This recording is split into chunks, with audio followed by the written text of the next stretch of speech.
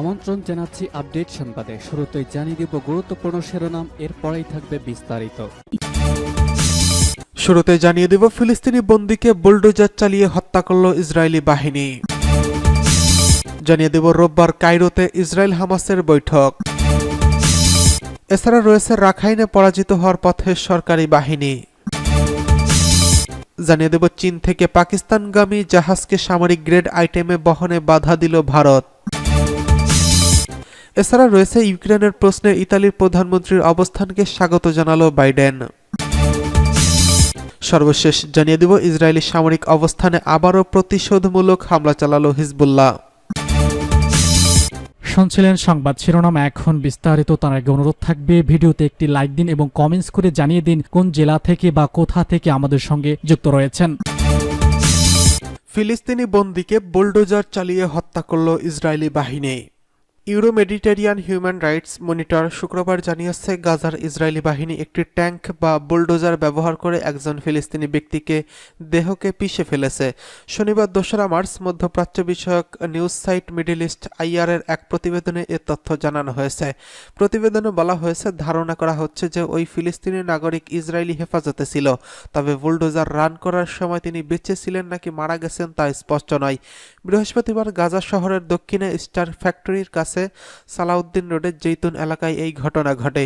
পরে লাশের ছবিগুলো মানবাধিকার গোষ্ঠীটি তাদের অনলাইনে শেয়ার করেছেন।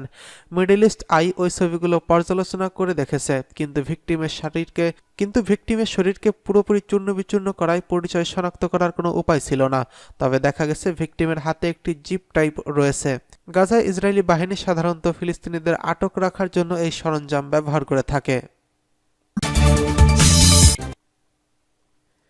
এদিকে রোববার কায়রোতে ইসরায়েল হামাসের বৈঠক। যুদ্ধবিরতি নিয়ে ফের কায়রোতে বৈঠকে বসবে ইসরায়েল ও হামাসের প্রতিনিধিরা। আজ রোববার তাদের বৈঠক হওয়ার কথা রয়েছে। শনিবার 2রা মার্চ জেরুজালেমের পোস্টের এক প্রতিবেদনে এ তথ্য জানানো হয়েছে। প্রতিবেদনে বলা হয়েছে, আশা করা হচ্ছে যুদ্ধবিরতি ও বন্দি বিনিময় চুক্তির জন্য রোববার কায়রোতে যাচ্ছে ইসরায়েলের একটি প্রতিনিধি দল। এদিকে হামাসও একটি প্রতিনিধি দল পাঠানোর কথা রয়েছে। সূত্রটি আরও জানিয়েছে, ইসরায়েলি বন্দি বিনিময়ের জন্য প্রস্তুত রয়েছে, তবে তারা হামাসের কিছু নেতাকে এই চুক্তির বাইরে রাখতে চায়। তাদেরকে মুক্তি দিতে ইচ্ছুক নয় ইসরায়েল। এছাড়া হামাসের কাছে তারা বন্দীদের তালিকার দাবি জানাবে। মিশরের পররাষ্ট্র বিষয়ক মন্ত্রী সামেহ উশকারি আলোচনার কথা উল্লেখ করে জানান, আমরা এখনও নিশ্চিত নই যে ইসরায়েল ও হামাস আলোচনার মধ্য দিয়ে সমঝোতায় পৌঁছতে পারবে কিনা। মিশরীয় নিরাপত্তা সূত্রের মতামতে হামাস ও ইসরায়েল উভয় পক্ষই যুদ্ধবিরতি এবং বন্দি বিনিময় চুক্তিতে একমত। তবে যুদ্ধবিরতি সম্পন্ন হওয়ার বিষয়টি উত্তর গাজা থেকেই ইসরায়েলি বাহিনী প্রত্যাহার এবং বাসিন্দাদের ফিরে আসার উপর নির্ভরশীল। এদিকে রাখাইনে পরাজিত হওয়ার পথে রয়েছে সরকারি বাহিনী।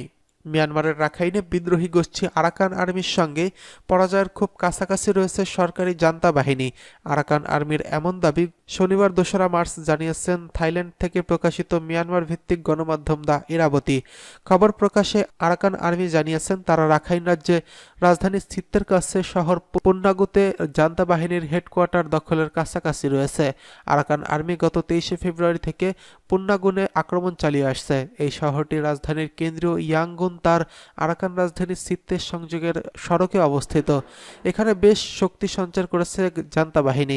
বুধবার আরাকান আর্মি জানিয়েছে, তারা রাজ্যের রাজধানী সিত্তি থেকে পুন্নাগুনের সামরিক সরঞ্জামাদি সরবরাহ অবরুদ্ধ করে রেখেছে। তারা সিত্তে শহরের উপকণ্ঠে একটি গ্রামে জান্তা বাহিনীর 2টি সশস্ত্র যান ধ্বংস করেছে। তারা জান্তা বাহিনীর বিরুদ্ধে বৃহস্পতিবার আক্রমণ বাড়িয়েছে এবং প্রত্যুত্তরে জান্তা বাহিনীর প্রচণ্ড বিমান হামলা এবং গুলি চালিয়েছে।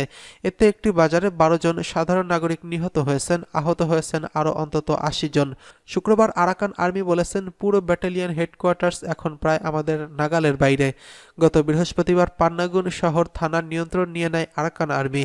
গত মাসে আরাকান আর্মি সিত্তে মিলিটারি কমান্ডোকে আত্মসমর্পণের আহ্বান জানায়। বর্তমানে শহরের বাসিন্দা ও জান্তা সরকারের কর্মকর্তা সহ প্রায় অর্ধেক শহরটি ছেড়ে চলে গেছে। এদিকে আরাকান আর্মি সম্প্রতি সিত্তের কাছে শহর পাক্তোয়ার পুরো নিয়ন্ত্রণ নিয়ে নিয়েছে। তবে ইরাবতী জানিয়েছে, তারা স্বতন্ত্রভাবে আরাকান আর্মির সকল দাবি তদন্ত করতে পারেনি। আরাকান আর্মি গত 13ই নভেম্বর থেকে রাখাইন রাজ্যে অভিযান জোরদার করে এবং সেই সময় জান্তা বাহিনীর 170টিরও বেশি দুর্গ নিয়ন্ত্রণে নেয়। নিয়ন্ত্রণ গ্রহণ করে রাখাইন রাজ্য এবং পার্শ্ববর্তী সিন রাজ্যের 9টি শহর। এদিকে চীন থেকে পাকিস্তানগামী জাহাজকে সামরিক গ্রেড আইটেম বহনে বাধা দিল ভারত।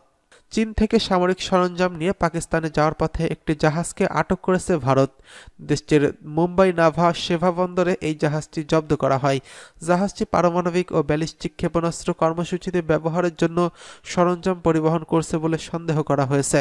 শনিবার ২রা মার্চ ভারতের সরকারি কর্মকর্তাদের সূত্রে টাইমস অফ ইন্ডিয়া এই তথ্য নিশ্চিত করেছেন।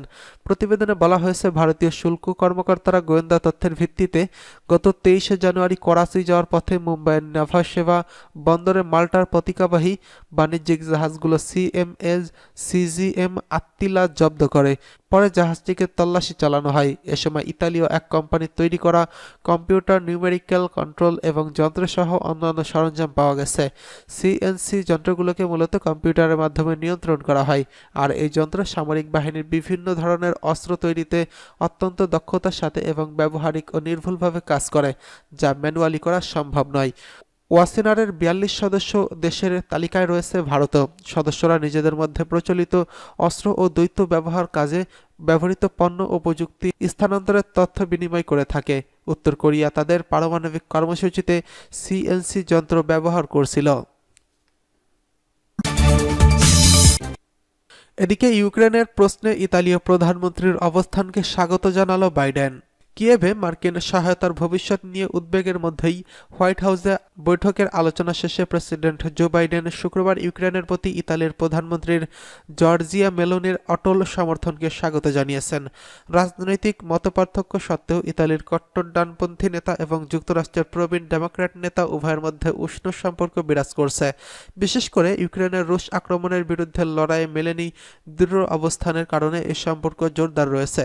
৮১ বছর বয়সী বাইডেন হোয়াইট হাউসের ওভাল অফিসে ৪৭ বছর বয়সী মেলোনির সঙ্গে বৈঠকে বলেন, আমি ইউক্রেনের প্রতি ইতালির অটুট সমর্থনের জন্য আপনাকে ধন্যবাদ জানাতে চাই। বাইডেন মেলোনিকে আশ্বস্ত করেন যে তিনি কংগ্রেসের রিপাবলিকানদের ইউক্রেনের জন্য মার্কিন যুক্তরাষ্ট্রের $৬০ বিলিয়ন গুরুত্বপূর্ণ সামরিক সহায়তা ব্লক না দেওয়ার অনুরোধ করেছেন। কিয়েভের কাছে অস্ত্রের ঘাটতিজনিত অচলাবস্থার ভেতরেই রাশিয়া সম্প্রতি লড়াই তীব্রতর করার প্রচেষ্টা চালাচ্ছে। তাতে মস্কোর আরও উচ্চাকাঙ্ক্ষা আশঙ্কা ওয়াশিংটন ইউরোপীয় মিত্রদের উদ্বিগ্ন করেছে। গত বছরের জুলাইয়ে প্রথম সফরে ছিল এটি হোয়াইট হাউসের মেলোনির দ্বিতীয় সফর। ইতালীয় গ্রুপ অফ 7 G7 এর শীর্ষ সম্মেলনে জাতিগুলোর মধ্যে পর্যায়ক্রমিক নেতৃত্ব রয়েছে।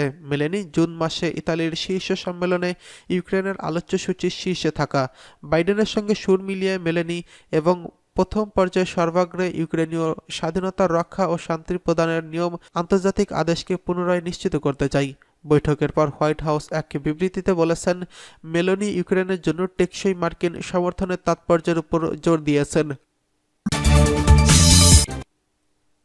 এদিকে ইসরায়েলের সামরিক অবস্থানে আবারও প্রতিশোধমূলক হামলা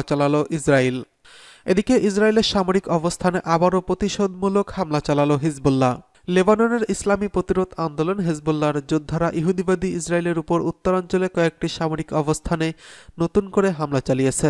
ফিলিস্তিনের অবরুদ্ধ গাজা উপত্যকার উপর ইহুদিবাদী ইসরায়েলের যে বর্বর আগ্রাসন ও গণহত্যা চালাচ্ছে তার প্রতিশোধ নিতেই মূলত হিজবুল্লাহ এই হামলা চালিয়েছে। লেবাননের আল মায়াদিন টেলিভিশন চ্যানেল হিজবুল্লাহর একটি বিবৃতি উল্লেখ করে বলেছে, প্রতিরোধ যোদ্ধারা গতকাল শুক্রবার ইসরায়েলের মার সামরিক অবস্থানের দুটি ভূমিতে নিক্ষেপযোগ্য ফালাক ক্ষেপণাস্ত্র দিয়ে হামলা চালায়। হিজবুল্লাহ যোদ্ধারা অধিকৃত কাফর সোভা পাহাড়ের রুসাইয়াত আল আলম আউটপোর্টে গোলাবর্ষণ করে, যার কারণে ইসরায়েলি সেনাদের মধ্যে হতাহতের ঘটনা ঘটেছে।